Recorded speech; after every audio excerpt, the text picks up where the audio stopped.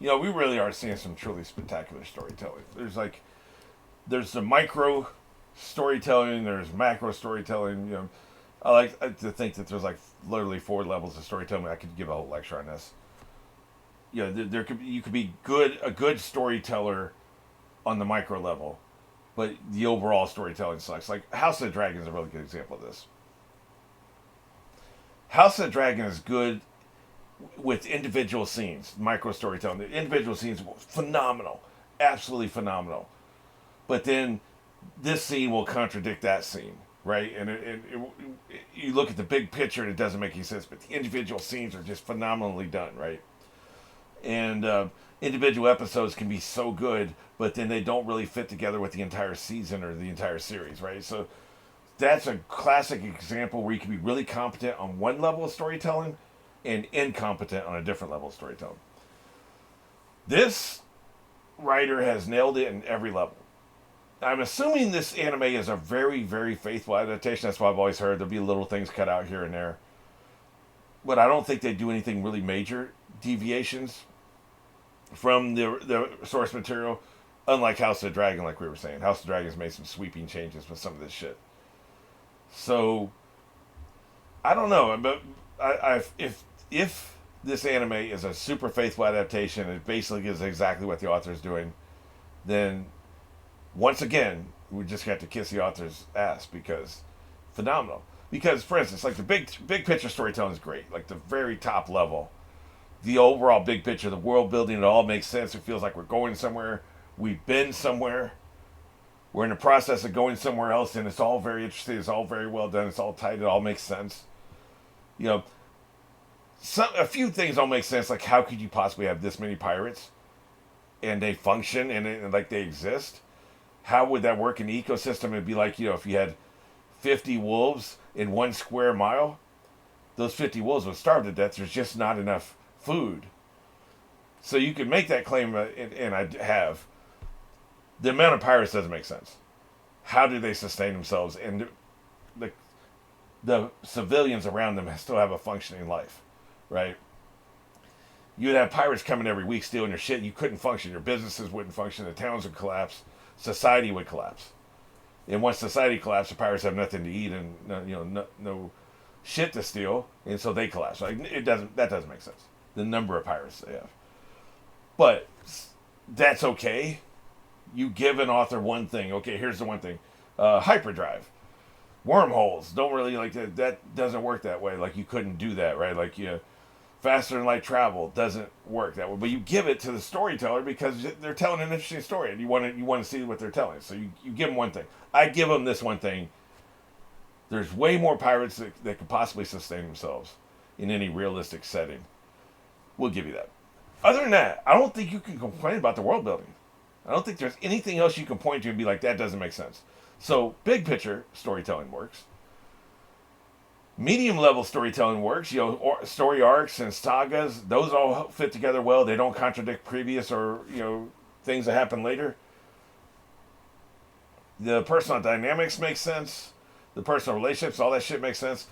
And then when you get down to the individual episodes and individual scenes, individual flashbacks, and it is just super tight, super compelling, fantastic storytelling. Just phenomenal, right?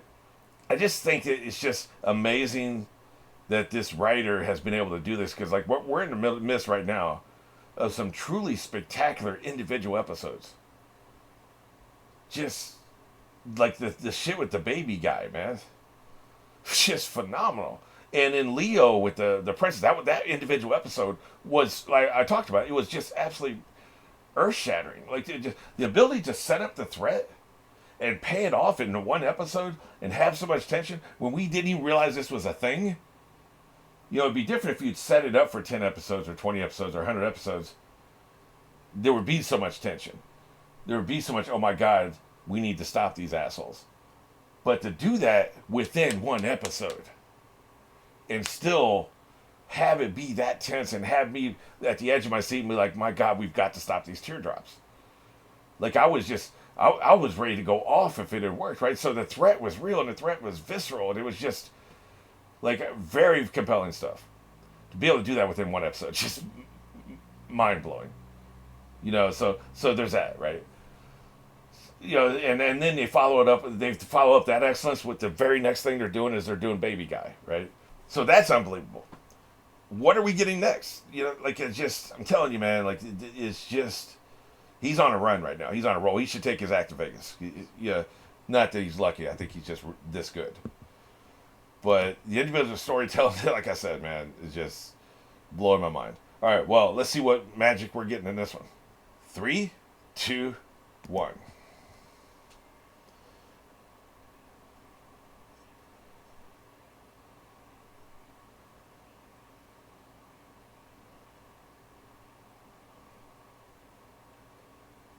And we ain't even had like shit that you really, really want to see, like Luffy and Daffy and Law and all that stuff.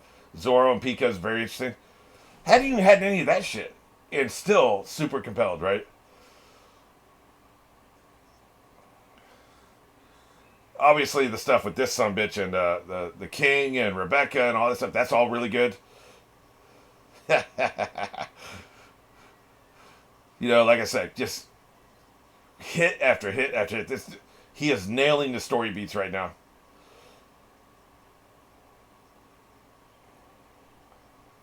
I won't forgive you. So good, man. I just love that every time. I've never had a character say that and me not love it. F you. Yeah, keep gloating. And like I was saying last episode, right? He did it. He's doing this for the love of his daughter, not for revenge. That makes all the difference. That elevates the storytelling from here up to here.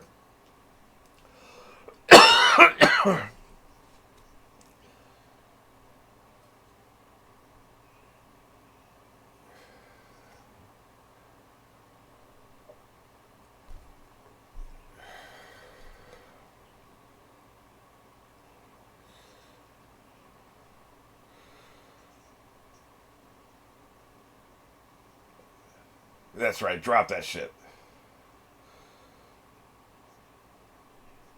I think he's saying more this time than he did last time, didn't he? He didn't say this much last time. Unless I missed it because I was laughing so hard. I don't remember him talking about bathing your hands in blood.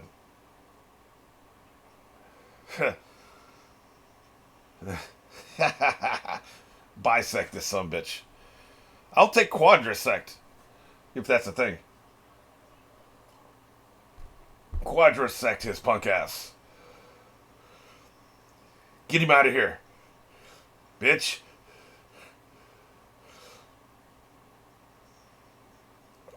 Stardust. F you. He don't care about a little bit of pain, man. Does he look like he cares about a little bit of pain?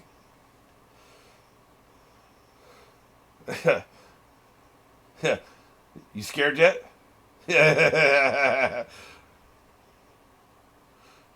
He just don't care, man.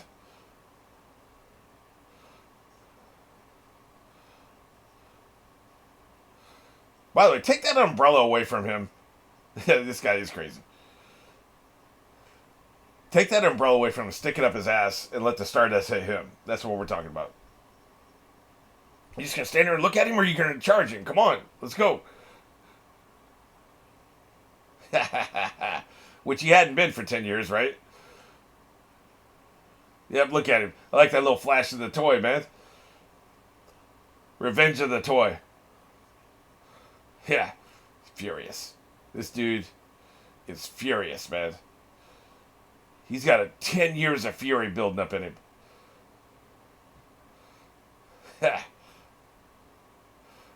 Can't even imagine this amount of like pain and despair he suffered for 10 years. That's why he can stand there and just be inflicted with physical pain. Like, you know what I'm saying? She don't even know him. Who are you, man? Why the hell are you hugging me? The bread's wet, but other than that, we could probably make it work. Don't matter if the ham gets wet.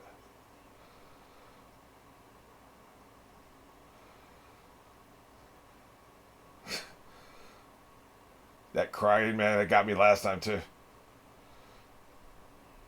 They really put me through an emotional ringer here today, man. I wouldn't mind a Looney Tunes episode right now. Like, they were killing me lately.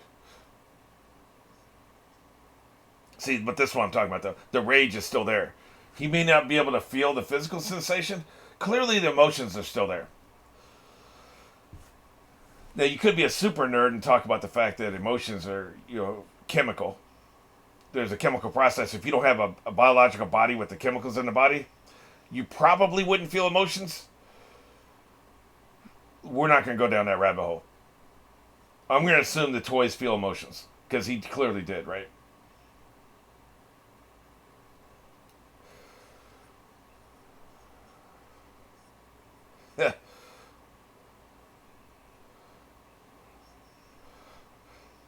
If I was a mathematician, I would calculate how many of these spikes is in one frame, how many seconds they've been falling, in which how many millions of spikes he put up in the air, right?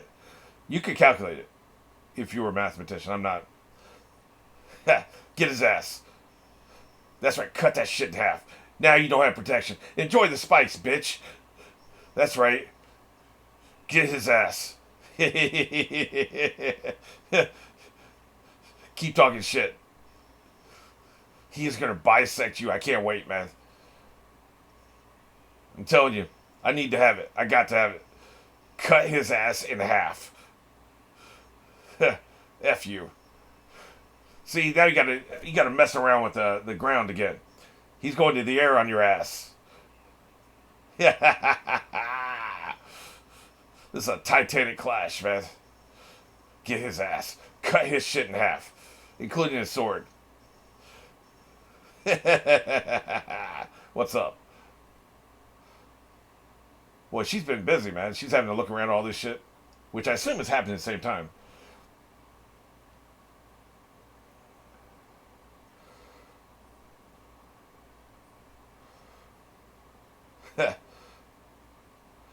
By the way, remember when I was questioning the people with the broomsticks capturing them? Somebody brought up the point that the king he surrendered because he didn't want to fight his own people. That makes total sense. I don't know if that explains everybody getting captured, but it definitely explains the king getting captured. He didn't want to fight his people. I totally get that. Ah, shit. Oh, now you're going to be happy, huh? You really love people reaching their limits, don't they? Let's see what the limit of the umbrella going up your ass is. Finally, they stopped, by the way. Yeah, come closer. Come here. Come here. Yeah. Keep bringing, more times he keeps Scarlet's name in his mouth, the more this guy's going to kill him. He is a jerk. That's just one of many things you can call this sumbitch.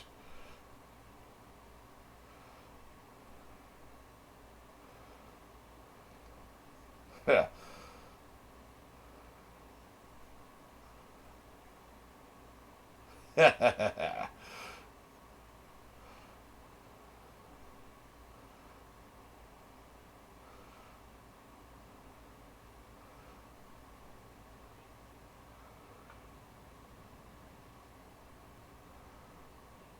He really is a douchebag, man.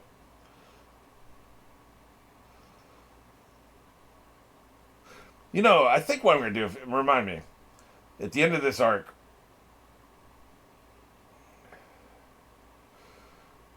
I'm going to rank all the executives and how much I hate them and how douchey they are, right? It'll be almost a special character pyramid, which I know we don't do the character pyramid over here, but we'll do it for this. Because those executives are on the next level, man. So many of them are so abhorrent. So vile, right? Duffy, he outdid himself when selecting people to be his executives. I want the worst people alive. The worst trash, garbage human beings possible in my crew. Complete and total pieces of shit. Come and get him. Yeah. Keep bragging.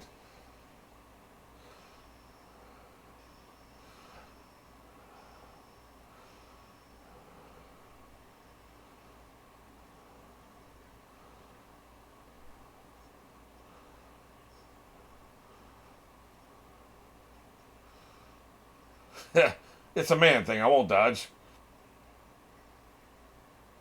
Cut him in half.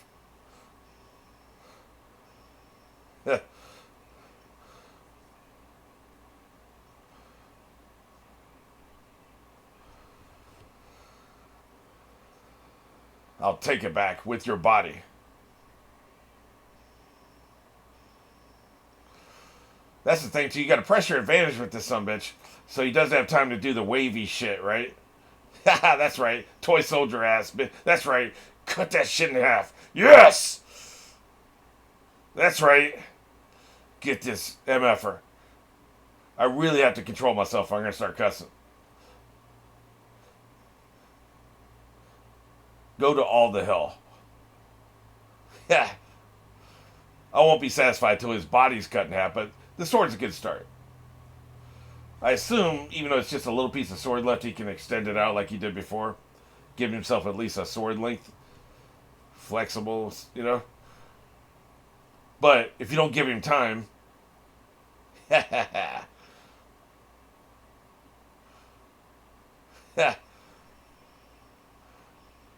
Oh, shit. That's a rough landing, buddy. Yeah. That's right. This is how he goes out? I'd much rather see him cut in half. I like there's an iron ball there. Of course there would be. It would be all over the place, right?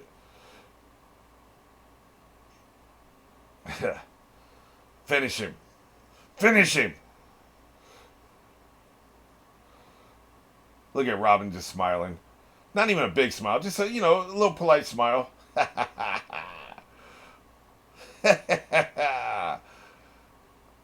Hey, it's like poetry. It rhymes. That's right. So his gun, his toy gun, was the sword before, right? He was carrying a sword, turned into a toy that became the toy gun. Used the toy gun like a sword. Gets turned back into human. That's the sword he was talking about, right? Where he said it was 10 years of pain was in the sword. I think I'm following that correctly. Don't turn your back on this sumbitch. I don't trust it. I won't believe it till his head's off his body. Good shit.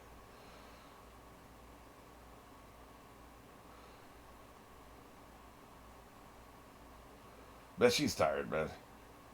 She's bleeding. Because the iron ball had taken some of the... had been hitting some of the hands, I think. Is why she's bleeding.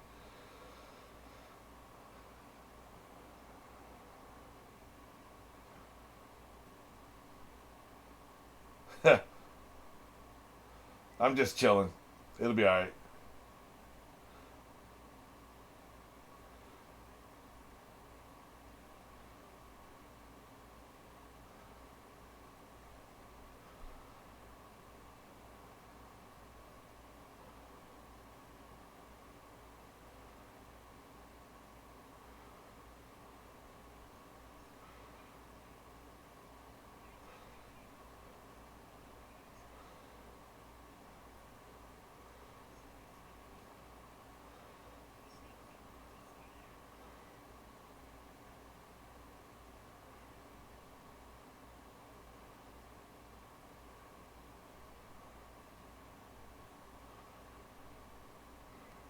This is good shit, man. Another great episode. Exactly what I was talking about in my intro. Phenomenal. This one has some build up. It's not like a single episode. But yeah, give them some privacy. Quit peeking in. How's the peeping? Kind of creepy.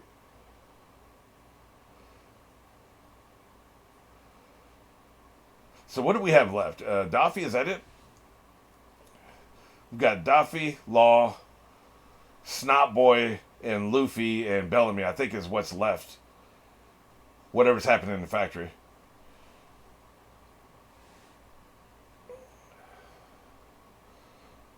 Yeah, Zoro and Pika. That's the other one that's happening. That'll probably be the next thing we do. I bet we do Zoro and Pika next. Then we wrap all this up with Daffy and Luffy. Now we're talking.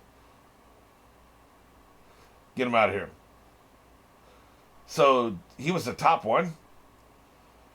He was like the executive in charge or some shit.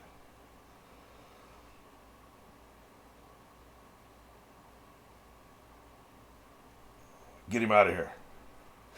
Get wrecked. Very satisfied. Because F that guy.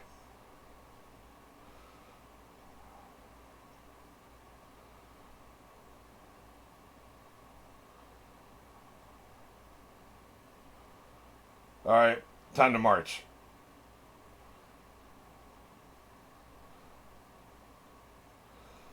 Get him out of here. F him. Yeah, I guess Baby 5 didn't really get defeated, but she did. Yep, F him. Tribal is the snot boy. Okay, yeah. Yep, and Daffy. Don't even dignify him by calling him a king. F him. But yeah, so it's those four left. Zoro, I bet next thing we're doing is Zoro Pika. And then we'll be down to the epic conclusion.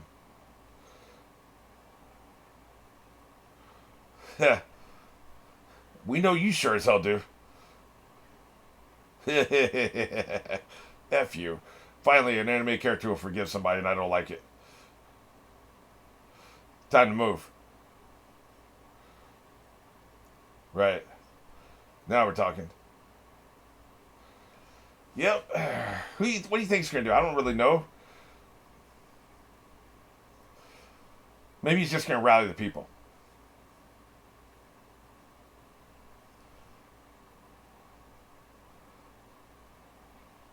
Hell yeah. He's going to rally the people, I bet.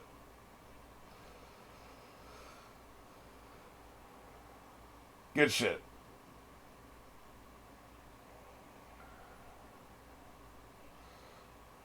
Of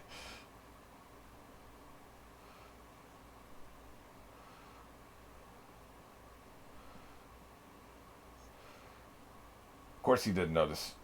I didn't notice either, but you know. I had almost completely forgotten about this son of a bitch. What is he going to do? He may be the one to kill Daffy. Yeah, best place to do a mass execution. Nah, he's just trying to help him.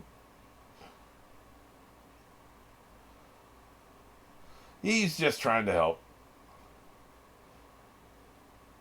He seems alright. Dude's formidable, though, man. I wouldn't fight him.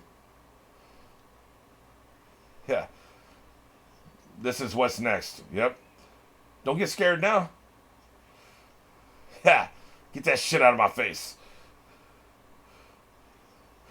I'd go for the eyes, man. I bet that'd really hurt him. He keeps pulling him away before you can get to that face, right? You know, we haven't really seen Three Sword style in quite a while, have we? Maybe they realize it's silly to have one in your mouth. Probably not, but like I don't think we've really seen it that much.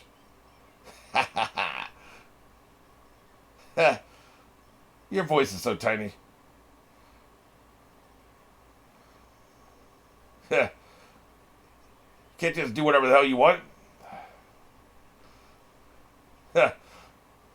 What an a-hole. You're going to destabilize the entire island. You keep screwing around.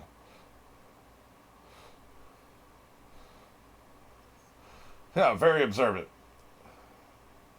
Shit. Jesus, man. Well, that's not good.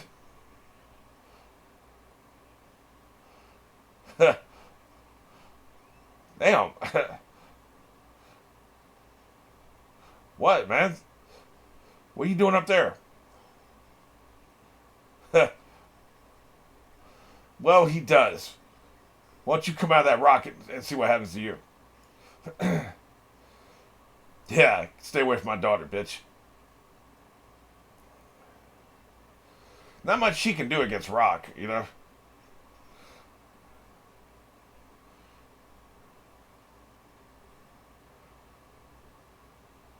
Again, the music killing it.